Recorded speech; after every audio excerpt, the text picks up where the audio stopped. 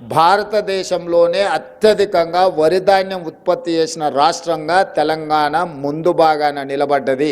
ఉమ్మడి రాష్ట్రంలో కూడా ఇంత పంట ఎప్పుడు పండలేదు. తెలంగాణ రాష్ట్రం వచ్చిన 10 సంవత్సరాలలో కూడా ఇంత వరి దిగుబడి ఎప్పుడు రాలేదు.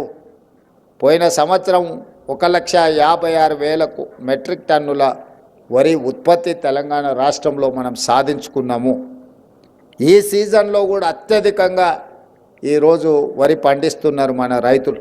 అందుకే ఈరోజు రైతులను ప్రోత్సహించి సన్నధాన్యం పండించండి, సన్నధాన్యం మీరు పండిస్తే మీకు గిట్టుబాటు ధరనే కాదు 500 రూపాయల బోనస్ ఇస్తామని ఇవాళ రైతులను ప్రోత్సహించడంతో 65-70% రైతులు పండించే వడ్లు ఈరోజు సన్న వడ్లు పండిస్తూ ఉన్నారు, సన్న బియ్యం ఉత్పత్తి చేస్తున్నారు.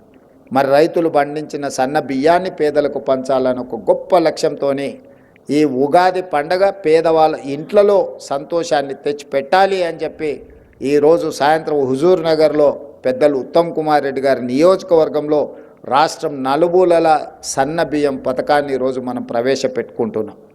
ఒకటే మా బట్టి గారి మా ఆలోచన, ఆదాయాన్ని పెంచాలి, పేదలకు పంచాలి, ఉద్యోగ ఉపాధి అవకాశాలు కల్పించాలి, తెలంగాణ రాష్ట్రంలో ఉండే ప్రతి వారిని ఆర్థికంగా నిలబెట్టాలి, ఆత్మగౌరవంతో బ్రతికే విధంగా వనరులు సమకూర్చాలి అనేదే మన ప్రభుత్వం యొక్క లక్ష్యం. పంచాంగం కూడా పేద పండితులు తెలంగాణ రాష్ట్రానికి మంచి భవిష్యత్తు ఉన్నది, మంచి నిర్ణయాలు తీసుకుంటాము అని చెప్పి వారు చెప్పినారు.